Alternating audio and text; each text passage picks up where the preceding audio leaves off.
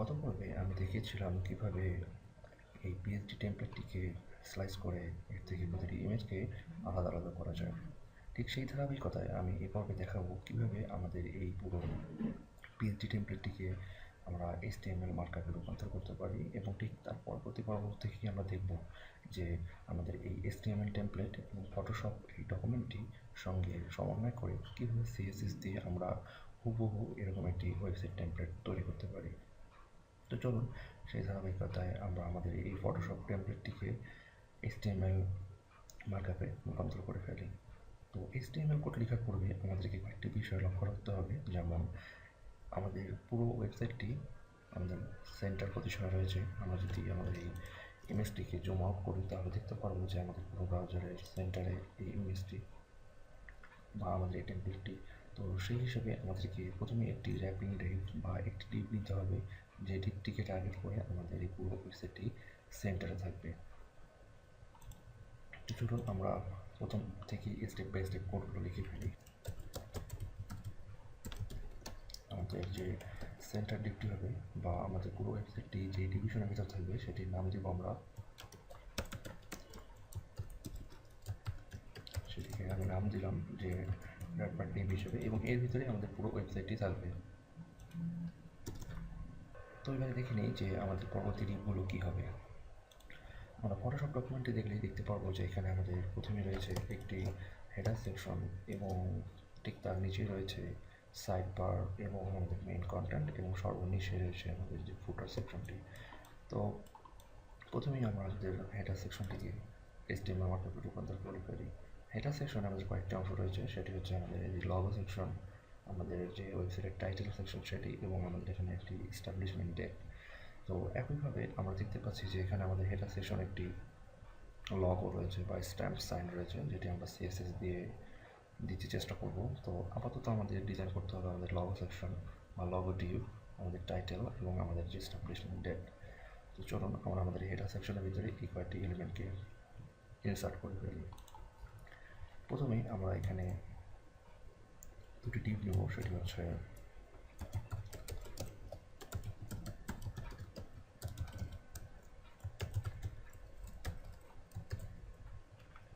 একটি হচ্ছে আমাদের লগো এবং আরেকটি হচ্ছে আমাদের টাইটেল।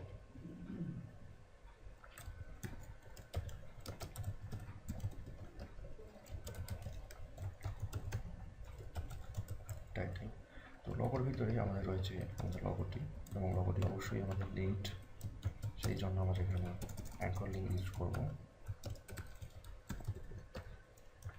অবশ্যই সেলফ লিঙ্ক।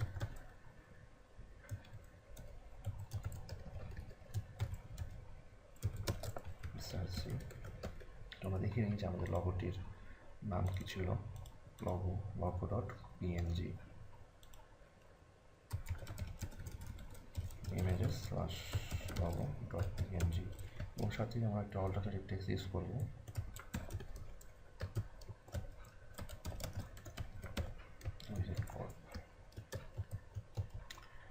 এরপরে রয়েছে যেটি, সেটি হচ্ছে আমাদের টাইটেল। আমরা এখানে ইউজ করতে পারি H1 ট্যাগ।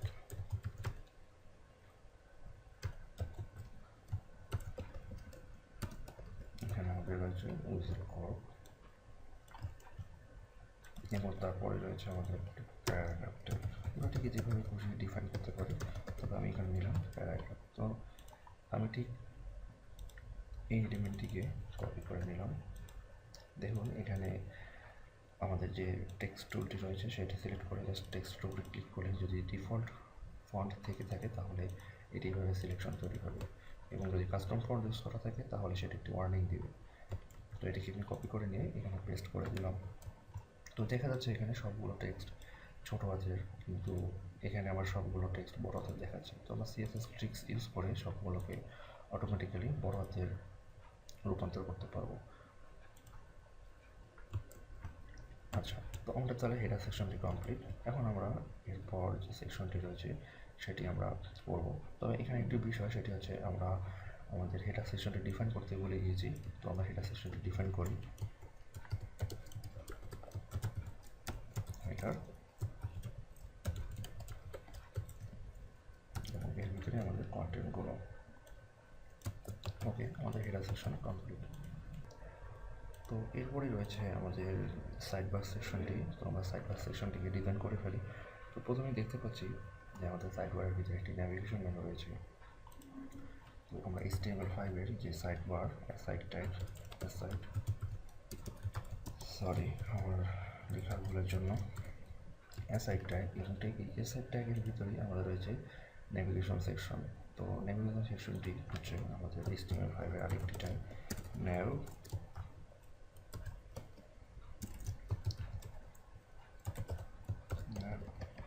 ঠিক এই ন্যাভের ভিতরে রয়েছে আমাদের ইমেল এলআই। আমরা যেহেতু ন্যাভিগেশন মেনু তৈরি করছি সেই ক্ষেত্রে আমাদের ইমেল এলআই ইউজ করতে হবে।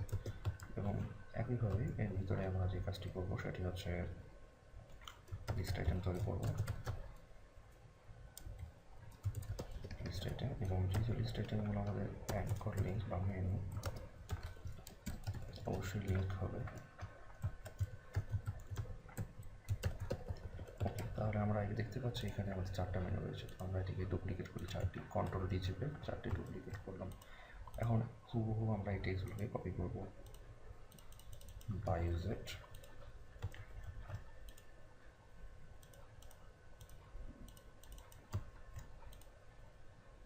এবার ভিজিট কর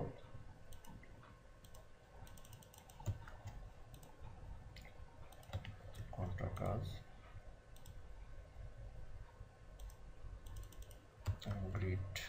গ্রিড আওয়ার ব্লক সেকশন। তো এখানে আওয়ার ব্লক সেকশন এটিকে আমরা অন্যটি ট্যাগ দিয়ে র্যাপ করে ফেলি ইএম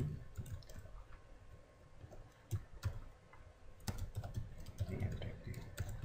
ওকে, তাহলে আমাদের ন্যাভিগেশন কমপ্লিট। এরপর আমরা যা দেখতে পাচ্ছি সেটি হচ্ছে আমাদের উইজেট সেকশন এবং আমরা দেখতে পাচ্ছি আমাদের উইজেট সেকশনে কিছু লেটেস্ট নিউজ উইজেট এবং ইন্ডাস্ট্রি নিউজ উইজেট রয়েছে। তো আমরা প্রথমে আমাদের মার্কআপটি করি।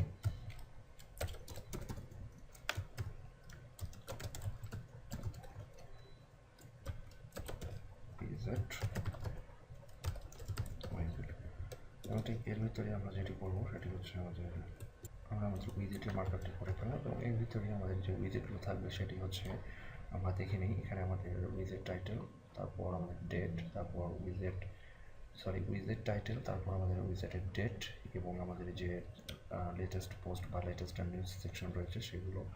তো প্রথমে আমাদের কাজ হচ্ছে লেটেস্ট পোস্ট টাইটেলটি কপি করা। আমরা দেখে নিই, আমরা প্রথমে H1 ইউজ করেছি এবং এখানে আমরা ইউজ করতে পারি H4 সেকশন বা H2 ইউজ করতে পারি H2 লেটেস্ট পোস্ট। এবং এরপরে আমি যেটা করতে পারি সেটি হচ্ছে আমাদের পি ট্যাগ আমি এখানে দিতে পারি যেমন ডেট ক্লাসিক না, যেহেতু আমি আমাদের ন্যাচারাল ডিজাইন থেকে একটু ছোটো সব এখানে ডেট ইউজ করতে পারি ডেট।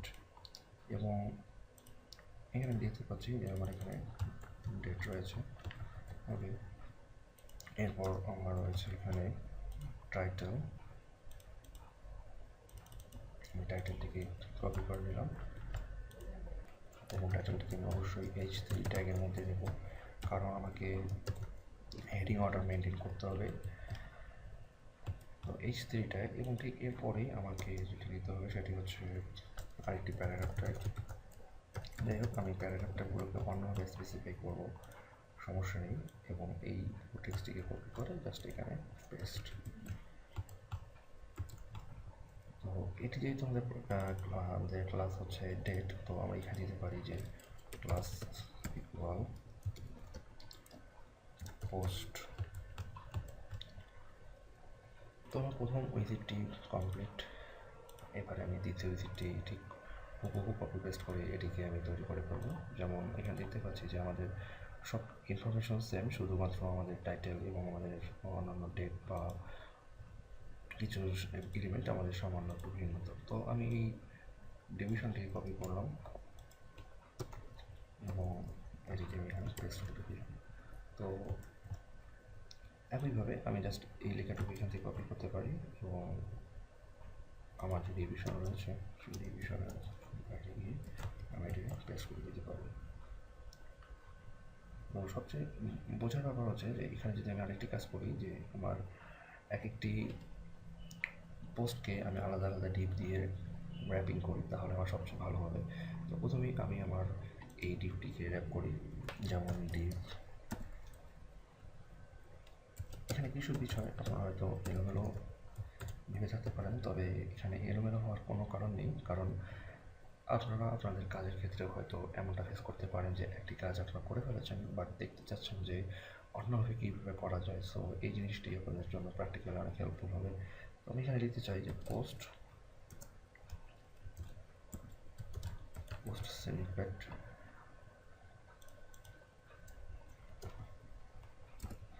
যাই হোক আমি এভাবে রাখছি এবং আমি এখানে লিখছি যে আমার এই ডিপটিকে আমি ক্লোজ করছি এখানে, আর শর্ট টেক্সটগুলোকে আমি এখানে ইন্ডেন্ট করে দিলাম।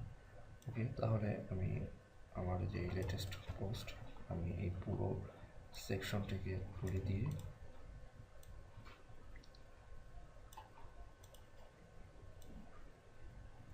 এখানে আমি পেস্ট করে দিলাম। তাহলে এখানে তো এখন আমি এখান থেকে আমার যে লেটেস্ট পোস্ট বা এখানে আমার যে পরের যে টাইটেলটি ছিল যে ইন্ডাস্ট্রি নিউজ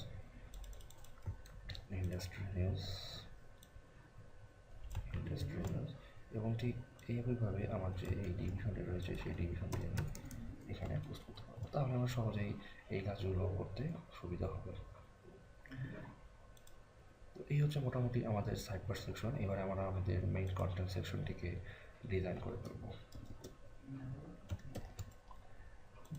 দেখে আসি আমাদের মেইন কন্টেন্ট সেকশনটিতে কী কী আছে। তো এবারে মেইন কন্টেন্ট সেকশনটিকে ডিজাইন করে ফেলি। তো এখানে আমার সেকশন, আমি HTML5 ট্যাগ ইউজ করছি।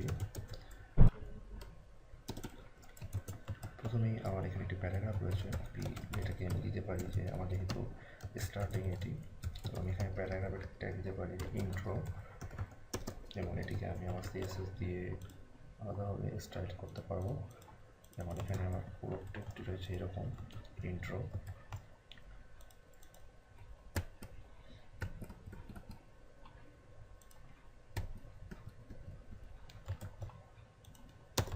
ইন্ট্রোয়ের ঠিক পরেই আমার রয়েছে আমার এই ব্লক কোড সেকশনটি, যেটি আমি স্লাইস করেছিলাম এই ব্লক কোড সেকশনটি। তো আমার code.png, তো আমি এখানে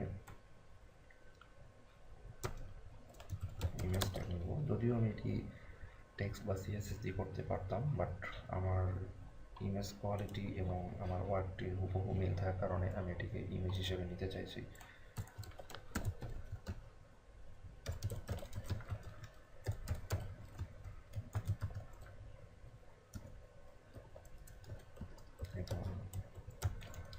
অল্টারনেটিভ টেক্সট হচ্ছে ওকে। এরপর যা রয়েছে সেটি হচ্ছে আমাদের ফিচার উইজেটের যে টাইটেল, ব্লগের যে পোস্ট রয়েছে সেই পোস্টের আগের যে শিরোনামটি সেটি। তো এটি আমি লিখি ফিচার উইজেট। আমি দেখে আসি যে এখানে আমার H2, এরপর রয়েছে H3। তো আমার কাজের প্রয়োজন ক্ষেত্রে আমি এখানে, যদিও অর্ডার মেনটেন করা উচিত, তো আমার কাজের সুবিধার্থে আমি অর্ডার মেনটেন করতে পারি। আমার শুধু ফন্ট সাইজ চেঞ্জ করে দিলেই আমার কাজ হয়ে যাবে। তো আমি এখানে H4 ট্যাগ নিতে পারি। H4 ট্যাগ যেহেতু সিকোয়েন্স মেনটেন করতে চাচ্ছি, আমি চাইলে মেনটেন করতে পারি, আবার না চাইলে মেনটেন না করতে পারি, বাট মেনটেন করা উচিত। তো আমি এখানে H4 ট্যাগ নিলাম এবং ঠিক এর পরে যে আমার যে সেকশনটি রয়েছে, দুটি সেকশন এখানে রয়েছে, সেই দুটি সেকশনের দুটি ব্লগের পোস্ট, একটি তৈরি করা হয়ে গেলে অপরটি অটোমেটিক্যালি তৈরি হয়ে যাবে। তো আমি চাচ্ছি প্রথমেই এটিকে আর্টিকেল, এটি HTML5 এটি নতুন ট্যাগ আর্টিকেল ট্যাগ দিয়ে এটাকে এই পুরো পোস্টটিকে র্যাপ করতে, এবং প্রথমেই যে আমাদের ব্লগ পোস্টের টাইটেলটি রয়েছে সেটিকে আমি চাচ্ছি যে H2 ট্যাগ দিয়ে র্যাপিং করতে, H2, এবং আমার যে টাইটেলটি রয়েছে সেই টাইটেলটি, এবং এরপরে রয়েছে আমার প্যারাগ্রাফ বা আমার যে ব্লগের যে ইন্ট্রো সেটি,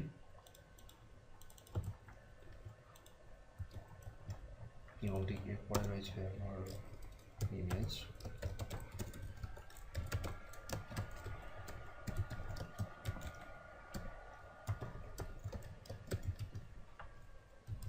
এবং দেখিয়েছি আমার প্রথম ইমেজটি কি।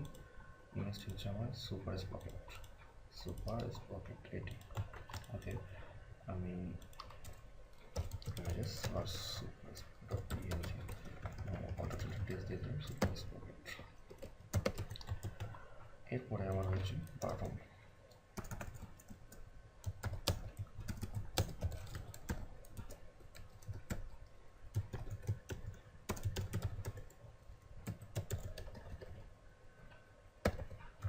সেভ টাইপ এবং ক্লাস দিয়ে বাটন। এই বাটন ক্লাসটি ইউজ করে আমি যে কোনোখানে আমার স্টাইলটি ইমপ্লিমেন্ট করতে পারবো। ওকে, বাটন,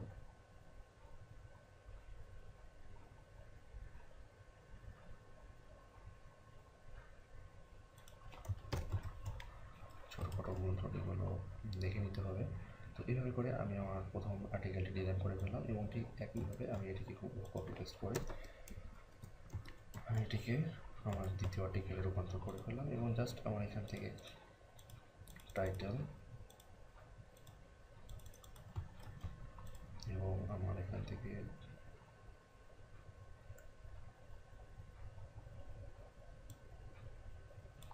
দ্বিতীয় যে ইমেজটি রয়েছে সেটি স্প্রাঙ্কলার, এটি এখান থেকে পরিবর্তন করে দিতে হবে, আর এটি এখানে পরিবর্তন করে দিতে হবে।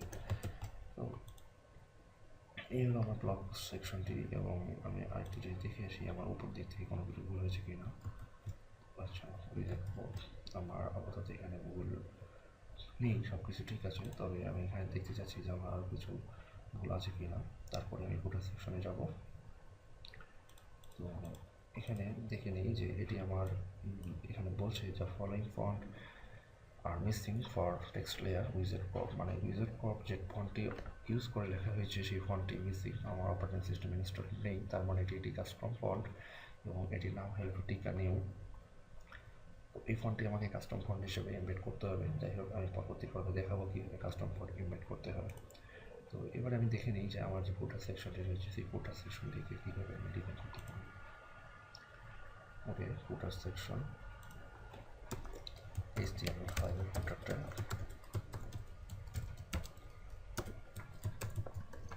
ফুটার সেকশনে আমাদের তাহলে দুটি পার্ট রয়েছে, একটি হচ্ছে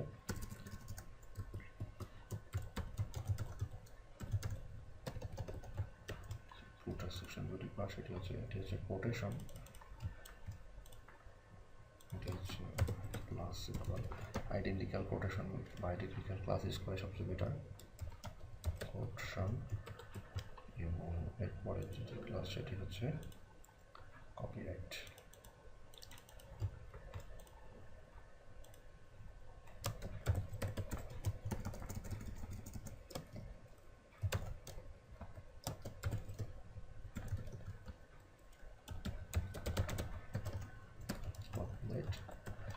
আমার এই কপিরাইট সাইনকে চেঞ্জ করতে হবে অ্যাম্পারস্যান্ড ইউপিআর কপি, এবং এখানে আমি কারেন্ট ডেটটি দিতে চাচ্ছি।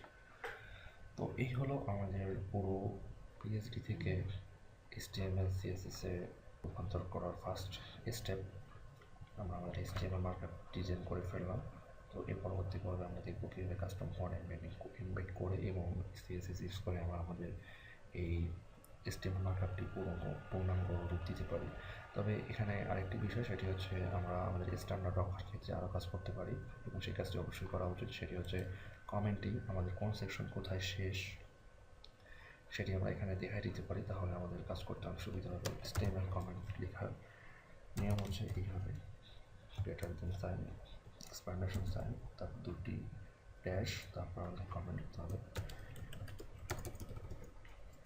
এই যে হেডার এন্ড, এখানে আমাদের হেডারটা একটি ইন্ট, এবং আমি এটি কপি করে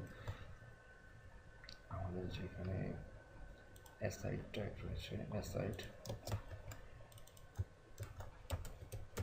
সাইড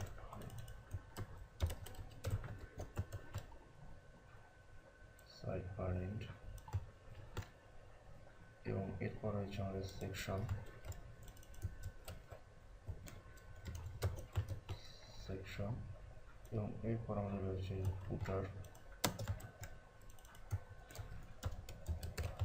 ফুটার এন্ড, এবং এর ভিতরে আরও আনুষঙ্গিক যা যা রয়েছে আমরা এগুলোকেও আমাদের সুবিধার্থে আমরা চেঞ্জ করে নিতে পারি। যেমন এটি এখানে আমাদের ন্যাভিগেশন